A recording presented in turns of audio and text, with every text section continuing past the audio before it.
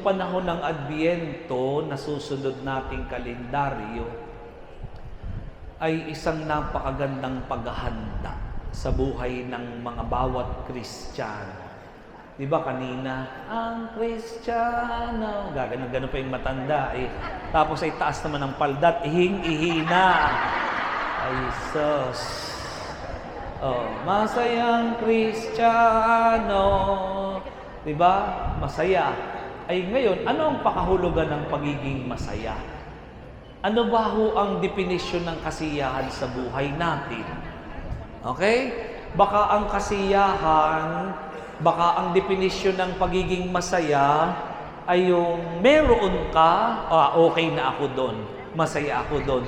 Baka ang definisyon ng ating masaya ay nakikipagkwentuhan sa kalapit habang ako'y nagsasalita. O di masaya kayo sa buhay ninyo. Diba? O baka ang masaya ay kapag ikaw ay nagbibigay ka, masaya ka na. O di masaya. Kasi ang nagbibigay, minsan masaya, pero ang tunay na kasiyahan kapag ikaw ay nasasaktan. Amen? Amen? Dapat kayo maging masaya. Kanina, masayang Kristiyano. Ang sagot sa akin, Amen. Ay tinatama. Okay? Siya, pwede na ho baga tayo magsimula? Pwede na ho baga? Sige nga, kung tayo ay magsisimula, ano ba gayang pinamamahagi pang yan?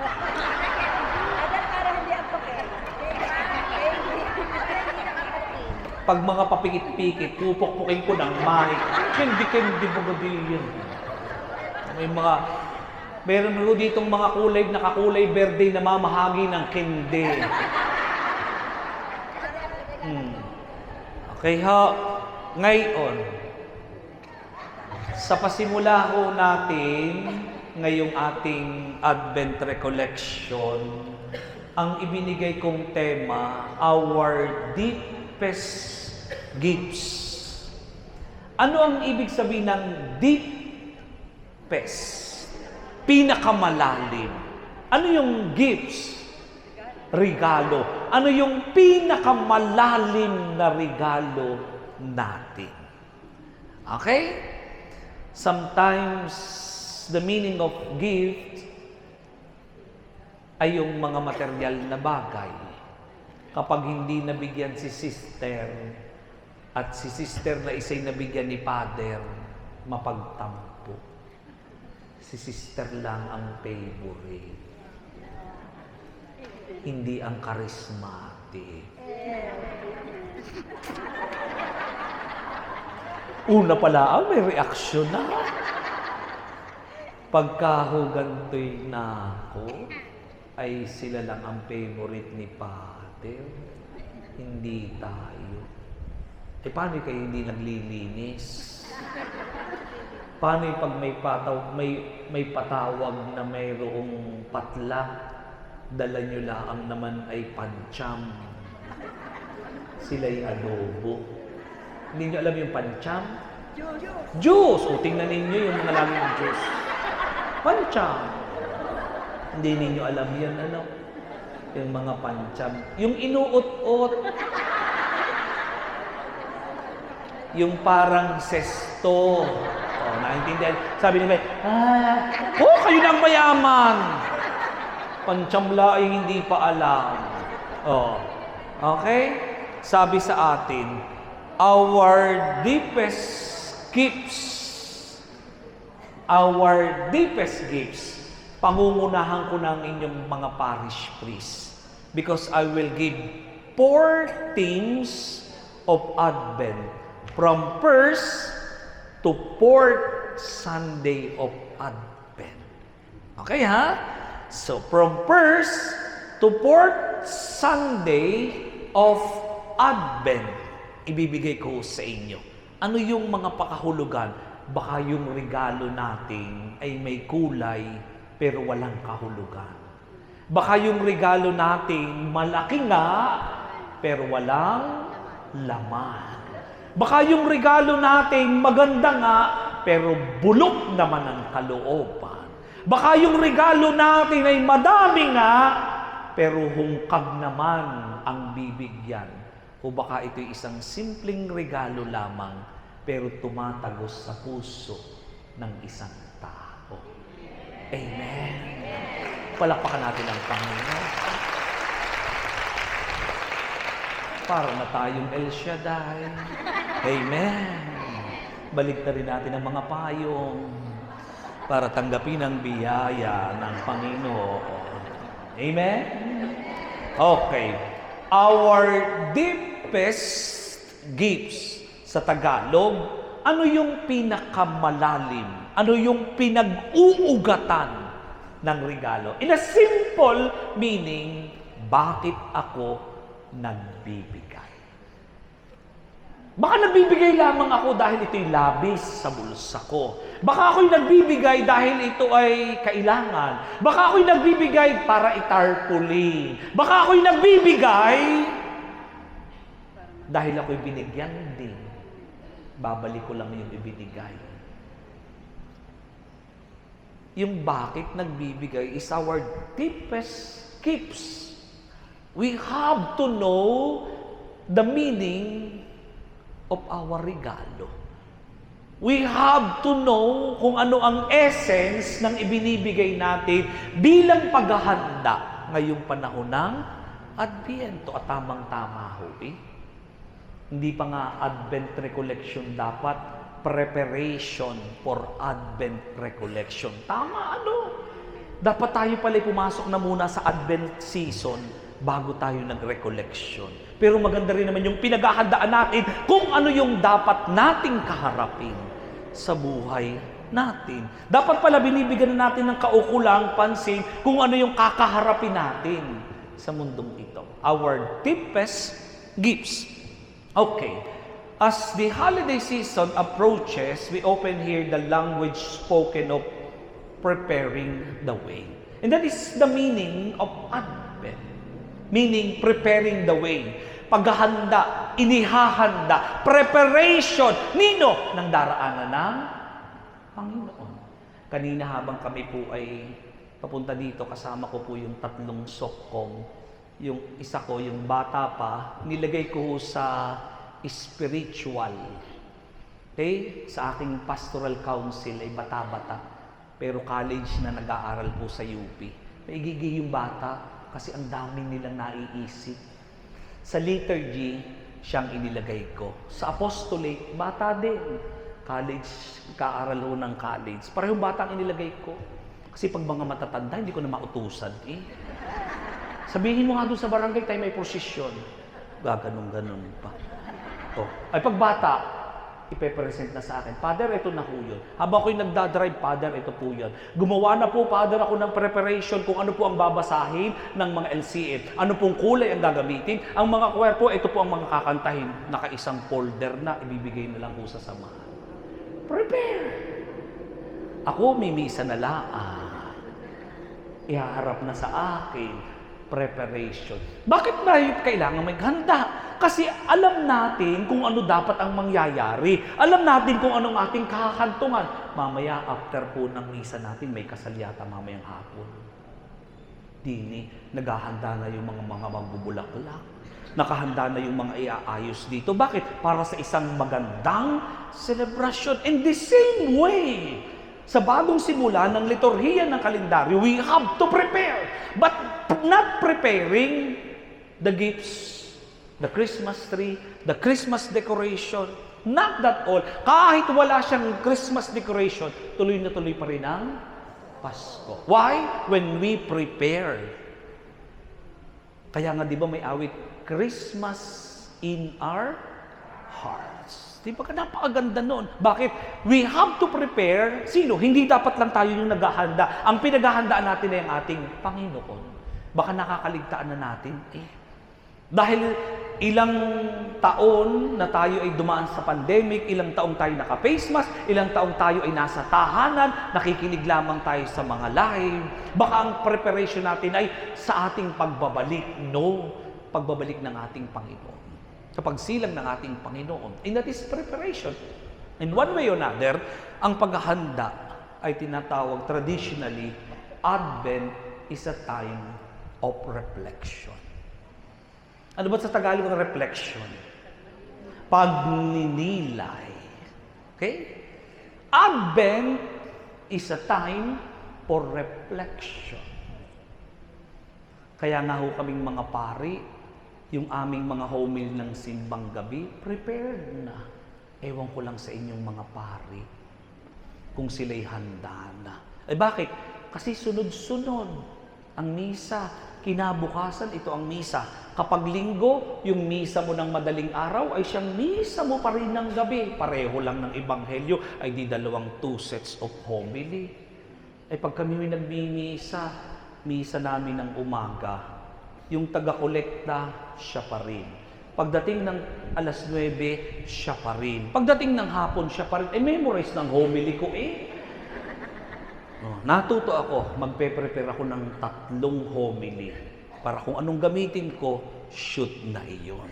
We have to prepare and somehow, it is a time for reflection. In what way tayo magninilay? Okay? Una, sa pagninilay natin, hindi lang basta lang tayo uupo. Ay, Father, wala ho akong time para mag-reflect. Ay, Father, wala ho akong time para ako magnilay pa. No, Father. Wala po akong panahon sa ganun. So, hindi ibig sabihin, ang reflection ay uupo ka lamang, magdarasal. No. Even you are working, even you are cleaning the house, kumuha ka ng time para mag-reflect. Bakit baga ako naglalaba? Kumuha ka ng sounds. Masarap palang maglaba. Kahit yamot na yamot ka na. Ako na lang lagi. Bakit ka nagagalit? Ito'y ikang nanay, ikay naglalaba. Ang sarap palang magluto, ako na lang magluluto. Palagi. Reflection. Meaning, reflection, it reflects saan? Sa gawain mo. Reflection kapag nagninilay. Reflection sa Diyos. Okay? That is reflection. Hindi lang pagninilay. Pagninilay ng mga dapat gawin. No. Pagninilay in reflect sa tao. Ano ba yung gusto kong sabihin sa Diyos? Ano ba yung gusto kong sabihin ko? Di ba pag tumingin kayo sa salamin, sino makikita ninyo? Sarili. And that is reflection. Ganon din sa Diyos. Kapag nagninilay, in preparation, nakikita natin ng Diyos, ano yung gusto kong sabihin? Even though hinaing, even though kasiyahan, even though reklamo, pagninilay yun. Kukuha lang ng panahon.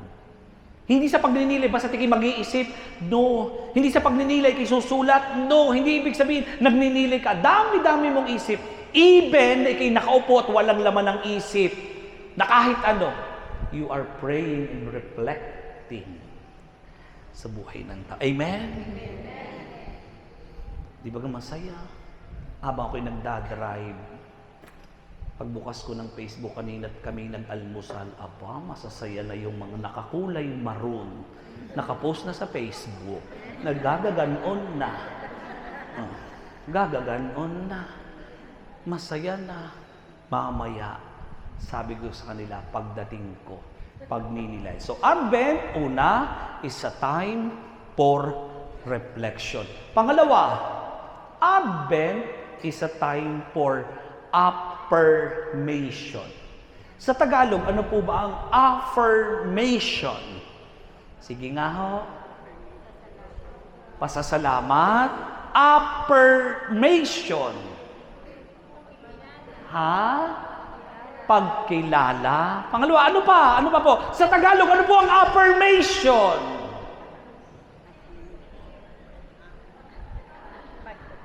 Yung magsasagot, pumunta sa gitna. Kung hindi, sasampigahin ko eh. Joke lang.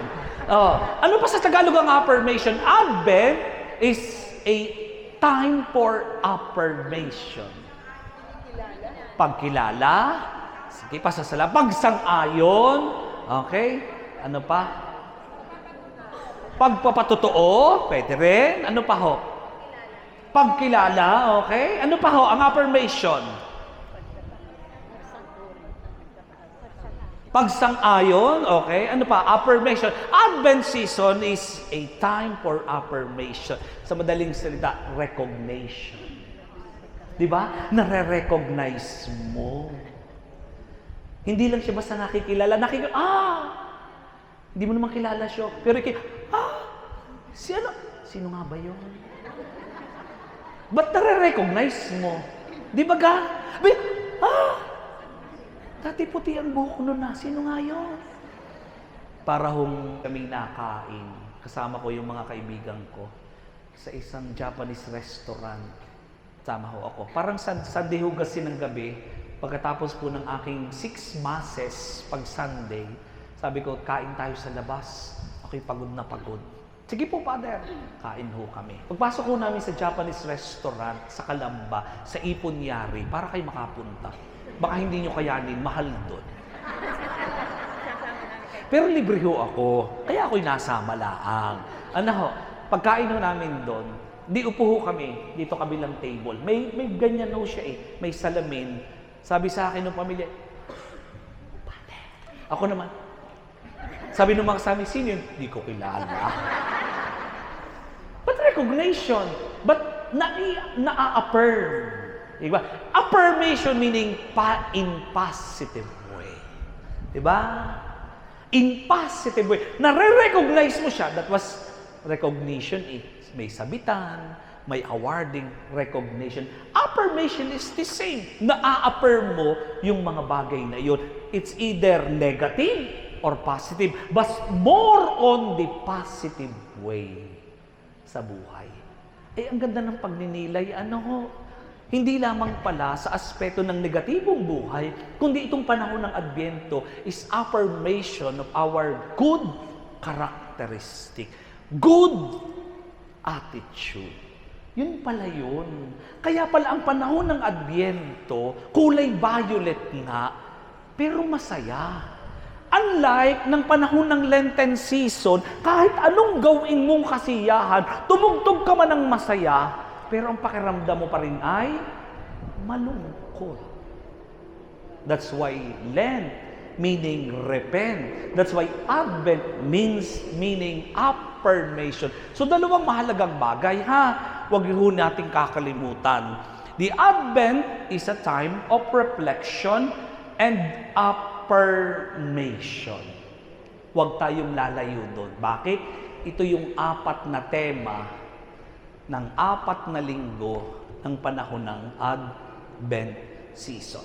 Ngayon, what do Advent represent for us?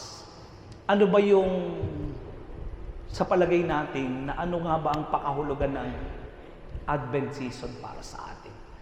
Sometimes, Advent season is a time for repentance, forgiveness sa buhay ng In a positive way, it is very good. Kumpisal ang uunahin kong pinakamahalaga. Sa dami ng blessing na tinanggap, sa dami mong biyayang tinanggap, ay Father, mahirap lang po kami, no. Kapag ang tao nagsasabing, wala ako eh. Kapag ang tao nagsasabing, wala akong pera. Kapag ang sabi ng tao na hindi ako makakapunta. Kapag ang tao sinabing, hindi ako makakapunta at ako'y may sakit. Ay, ako'y mas lalong winawalan. Amen? Kapag ang tao laging nasa isip, wala ako noon. Pag sinabi ng tao na hindi ko kaya yon, lalo nang dumadating sa buhay yun. Pero kapag ang tao, wala akong madami. Meron ako pero kakaunti. Makakarating ako, pero malilate lang ako. Pero wag laging late. Makakarating ako dahil ako'y may kasya. Pero yung reason na may nararamdaman ako, may mahalaga akong pupuntahan, may ganito ako, laging nangyayari yun. Bakit? Negatibo. That's why repentance is a good example in following the Advent season. That's why kami ng mga pari, lahat ibinigay sa atin. Una, confession. Kailan ba ako huling nagkumpisal? Masaya ang Kristiyana. Ganun lang. Oh. Pero pag kumpisal, masaya na ba ang Kristiyano?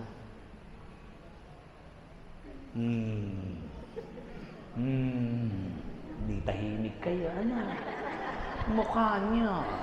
Akala ninyo kung makasaya-saya pa kayo. Asas! Zeus. Kailan ako huling nagkumpisal? Diba? Yung sabi sa ating tema, our deepest gifts ay ano? Ay sa una pa lamang, failed na tayo eh. No? Hahamunin ko kayong mga charismatic. Hahamunin ko kayo. Pag kayo magkukumpisal, yung inyong suot, yan ang isuot ninyo. Para malaman ko nagkumpisal ang mga charismatic. Eh bakit tayo nahihirapan? Ay nahiya po kasi kami. Ay kasi po sa parish priest namin. Nahiya tayo sa parish priest. Nahiya tayo magkumpisal, pero tayo hindi nagagawa. Hindi tayo nahihiyang gumawa ng kasalanan. Nahihiya tayo sa ating mga isusuot pag tayo magkukumpisal, pero kung tayo makikiapid, hindi tayo nahihiya, sabi ng isang pare. Pagod na ang tenga ko kasasabi ng mga nagkukumpisal ng ako po'y nakikiapid, ako po'y nakikiapid, ako po'y nakikiapid. Sabi nung pare, aalis na ako sa parokya. Kasi parang walang nangyayari. Tuwing may magkukumpisal, ako po'y nakikiapid. Nakikiapid. Alis na ako. Sabi nung pare, sabi nung mga parishioner, ay wag nating paalisin si Father at mabait na pare yun. Baguhin nila ang natin. Nahulog na lang daw sa tulay. Ano? Ay kaso yung pare, namatay. Pinalitan ngayon ng bata-bata. Nagbata-bata. Ay ngayon, hindi naman alam nung pare na bata-bata na pinag-usapan pala yung ganon. Ay di kada may magkukumpisal, Father, ako po ay nahulog sa tulay. Father, ako po ay nahulog sa tulay. Oh, Father, ako po ay nahulog sa tulay. Ay yung paring, yung batang pare, ay nagpunta ngayon kay Kapitan. Kapitan, ay ano naman yung tulay, ayaw nyo pang ipaayos, ay kapapanalo laang ninyo, ipaayos nyo na. At maraming nahuhulog sa tulay. Ay yung kapitan ho naman ay pangiti-ngiti. O bakit naman ikipatawa-tawa diyan ay marami nang na-aksidente sa tulay? Sabing ganun ho nung pare. Eh, ipaayos mo na agad yung tulay, kapitan. Ayan, sabi nung kapitan ay tatawa-tawa. Patawa-tawa ka diyan, yung asawa mo'y 3 beses nahulog sa tulay.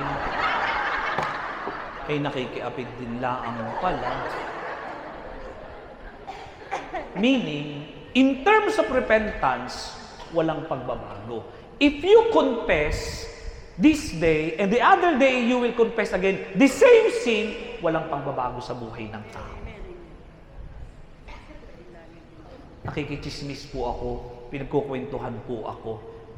Nang magkumpisalan uli ng Lenten, yun din uli. Ay, anong saysay ng kumpisal? Nagkumpisal po ako para mapatawad. Then, balik uli. Wala akong saysay. Tigilan nyo na yung kalukuhang yan. Pa-amen pa tayo, masayang Kristiyano. But no repentance.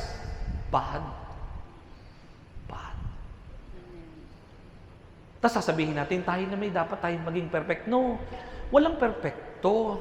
Pero hindi ibig sabihin, ang tao, hindi ibig sabihin na magpe-perfecto, ay hindi magkakasala. Magkakasala, pero bago-baguhin naman. Alam mo nang mali ang ginagawa mo, pero ginagawa mo pa rin. Alam mo na ang sala yung ginagawa mo, pero andun pa rin, dinadagdagan mo pa. Ay, Father, para may ikumpisal. Ganaan. Sa isip, sa salita, sa puso. Sa isip, sa pananalita, sa puso, ang dami ho natin eh. Pero sometimes we are not aware. Bakit? We are focusing only sa outside. Mapanghusga po ang aming mata. Mapanirang puri po ang aming bibig. Mapagtanim po ng galit ang aking mga puso. Doon lang pumapasok tayo. And sometimes, nalalaglag po ang payong. And sometimes, hindi pa tayo nagkukumpisal. Bakit? Galit po ako sa parish priest namin. Hindi po kasi kami pinagbigyan na gumamit ng parish hall. Hindi magpatayo kayo ng sariling parish hall. Ganun eh. Sometimes, aalis ka na lamang sa parokya. Bakit? Kasi galit ka sa parish ninyo. Sometimes, hindi ka na magsisimba sa tagal-tagal. Bakit? Kasi yung mga tao sa parokya, ganun ang ugali. Sometimes, hindi ka na magdadasal. Kasi kapag ikinagdadasal, nare-realize mo, nagiging judgmental ka na. Dasal pa ng dasal yung ibang tao, ang ugali naman ganun. That is judgmental. Kung titingnan lahat natin yung mga bagay na yun, ay ano ka? Kung titingnan mo na may galit ka doon sa kura, may galit ka sa kasamahan mo, may galit ka doon sa mga samahan, ay ano ka? Perpekto ka? Tama ang ginagawa? No. Always remember, we are serving not the community, but the Lord. And that's why when we speak on serving the Lord, ang unang requirements, repentance and forgiveness. Diba? Yung sinabi nyo kanina, masayang Kristiyano, hindi kayo magiging masayang Kristiyano kung punong-puno ng galit ang inyong puso. Hindi tayo magiging masayang Kristiyano, kaya hindi tayo makasayaw ng masaya, hindi dahil masakit ang tuhod. No. Kasi ang kalapit natin, katampuhan natin. Kaya hindi natin isinama sa Advent Recollection. Iniwanan na ng jeep. Sandali lang, sister, ako lang yung nagbabalot pa. Hindi, kanina pa kami dito, iniwanan na si sister. O, di pagdating pagbalik, may tampo. Sino may tampo? Yung pang nang iwan, hindi yung iniwanan. And that is our attitude. At yun ang ating pag-uugali. Kung sino pa yung mga nandun sa simbahan, siya pa ang mga bulok ang pag-uugali. Tama, mali? Papaltukin ko kayo ng mic. Kung sino pa yung mga nagseserve, kala mo kung sino pa yung mga kakagaling. Yung pakiramdam natin tayo ang malapit sa Diyos at sila ang mga malalayo sa Diyos. Kung sino pa yung mga hindi nagseserve sa labas, kung sino pa yung mga hindi nagseserve sa simbahan, sila pa yung mapagbigay. At kung sino pa yung mga nagseserve, sila pa yung kadadamot mag-ambag. Pag may kainan naman, sila ang malalakas bumata at may Sharon pa. Iisang kutsintana, pinaghati-hatian pa. Ay.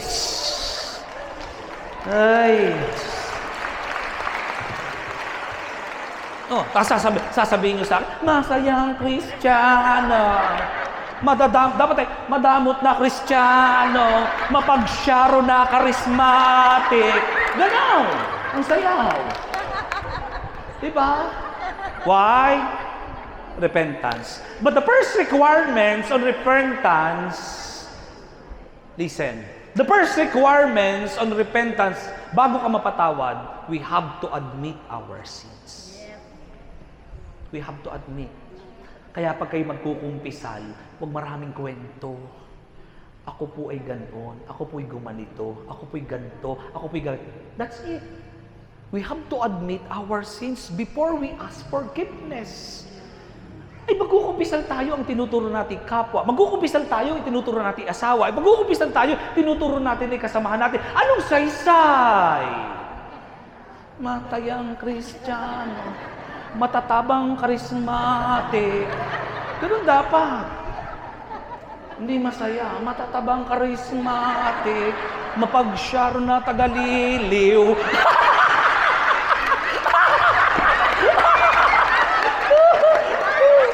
Yan ang aba. Oh. Ay. Yan tayo eh. Diba? Oh. Ano ho yung una natin? The Advent season is a time for reflection. Pangalawa is time for affirmation. But the affirmation, unang-una sa lahat, is the repentance. Pagsisisi, pagtalikod sa kasalanan. The first requirements ng repentance, we have to admit our sins. Okay? Second requirements, we have to know the meaning or definition of humility. When you confess, hindi yung ikaw pa yung mas mataas sa pare. Hindi pa yung sabi, kasi ho, ganun padre. Kasi ganun naman padre. Kasi ganun padre. Ba't ka na pa nagkumpisal? Kung ang pare pala ang gusto mong magkumpisal sa iyo. Diba? We have to kneel down. And we have to know the meaning of humility. Baka minsan tayo nagkukupisal, tayo pa yung mas mataas. Kaya yung sinasabi ko, baka itinatanggi pa natin yung mali, baka itinatanggi pa natin yung ating kasalanan, at ang itinuturo natin iba, ay para ano pa? We have the word, kasi naman po. The if or the kasi sa buhay ng tao. Ay kasi naman po. Kasi naman po. Yung alam mong ikay may kaunting mali, ay kasi naman po. Yung alam mong siya nang may mali, ay mas lalo, kasi ho siya. Pero yung pakiramdam mo ikay may mali, kasi naman po. Pero yung alam mo yung kapwa mo may, kasi ho siya. Pero pagka alam mo ikaw ay mali, kasi naman po. Parang pinukpok na asong ting. Pero kapag kaho siya may mali, mangsasakmal. What's the meaning of repentance para sa atin? Ibabalik ulit tayo sa Advent season. Reflection and affirmation. I-affirm lang ang sarili natin.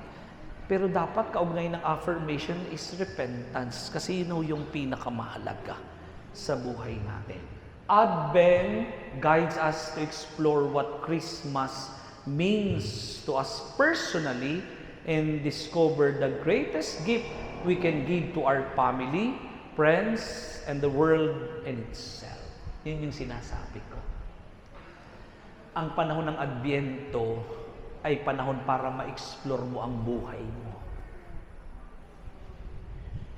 Nito pong isang linggo, 3 sunod-sunod akong pumunta ng ospital. Pinupost ko pa yon. Akala nung iba na ospital ako. Pero walang charismatic na nag-alala sa akin. Mga halimaw kayo. Pinost ko yung hagdan ng ospital. Yung mga kaibigan ko, Father, nangyari sa inyo? Hindi ako nagre-reply. Father, anong nangyari sa inyo? Father, para mag-alala silang, bakit si Father na ospital? Nung kinabukasan, nag-post na ako nung aking pang-sick call. Sick call.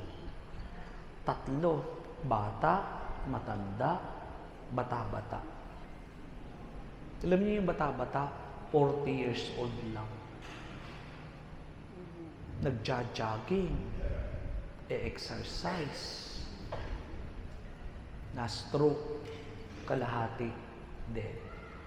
Alam niyo yung nagbabantay sa ICU, nanay niyang 73 years old. See? Because we do not know our life. Sa 3 beses ko laging magkakasunod, yung buhay ko, sabi kay Diyos ko po, ito ang kakaharapin ko. Sabi ko, ano kayang itsura ko pag ako'y nandito na? Hindi ko alam kung ako'y hubo na o hindi. Yun ang inaalala ko, ako pa na may pare. Kasi ako'y nagsisikol. Kasi yung mga sinisikol ko, wala na. Matanda. Yung sinasisikol ko, laylay na ang katawan.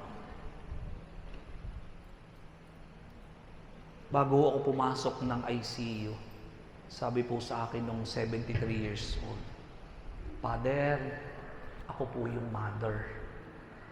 Ako po yung naka-face mask kasi bawal pa ako doon sa ospital eh. Ako po, Father, ay naka-face mask. Ako po yung mother. Sabi ko, siya, sige ho. Sabi nung isang anak, papaalam lang ho ako. Pero alam na ako lagi, pag humay ganon, alam na ng mga nurse, alam na ng security guard. Sabi ng security guard, ikaw uli, Father. Sabi, huwag kayo magsawa. Dapat natin magsawa nga kayo. Kasi lagi ako nandito. Pag ako'y nandito, automatic may mamamatay. Promise. Promise. Kaya kung gusto ninyo nang mawala sa mundong ibabaw na ito, sabihan nyo lang ako. Dagling pupunta ako. So sabi ho noong 73 years old na nanay, nakatungkod ho eh. Pag gano'n na Father, bahala na po kayo sa anak ko. Ninervyos ako. Kaya nung ako'y nagsisikol, nakatingin po ako sa monitor, yung tit, tit, tit, tit. Sabi ko, maya-maya ka ng kaunti. Maya-maya. Pag ako ako'y naihatid na, saka mag-goodbye.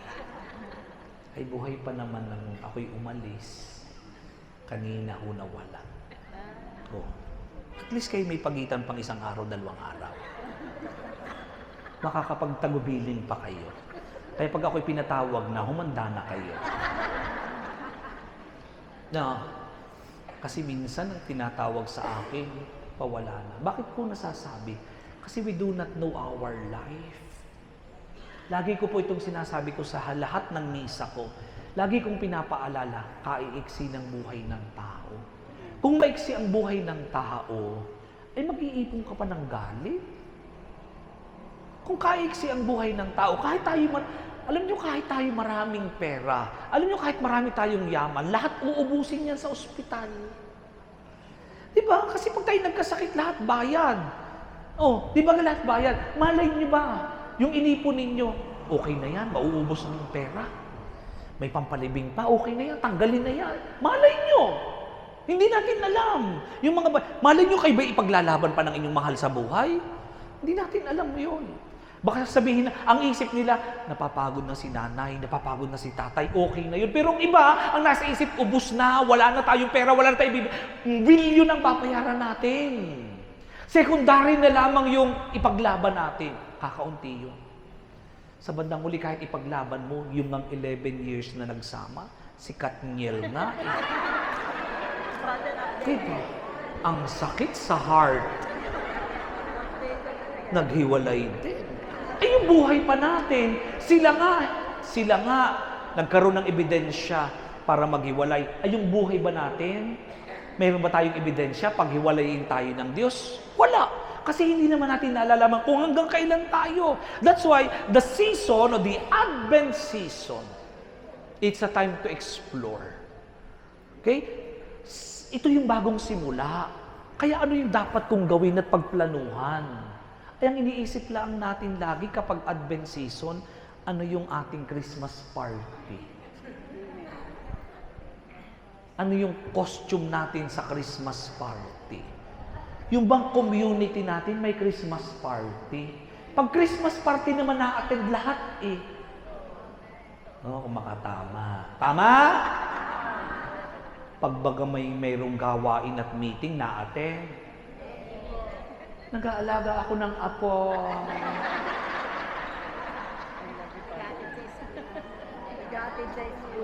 Naghahatid sa school. Ay, attend pa ako ng card. Alam. Pero pag may Christmas party, anong oras tayo aalis? Alam na. Diyan kayo magaling. Aray ko, ang dami natatamaan. Ay, nako, nasiraan na ng bait ang mga charismatic. Kaya nga, Christmas represents the divine child born in each of us. Yun ang meaning. Ang Adviento is a preparation, but always remember, the Christmas child was born in us. So ano yung dapat nating taglayin? Anong meron si Jesus na dapat pala'y taglay-taglay natin sa buhay natin? Okay?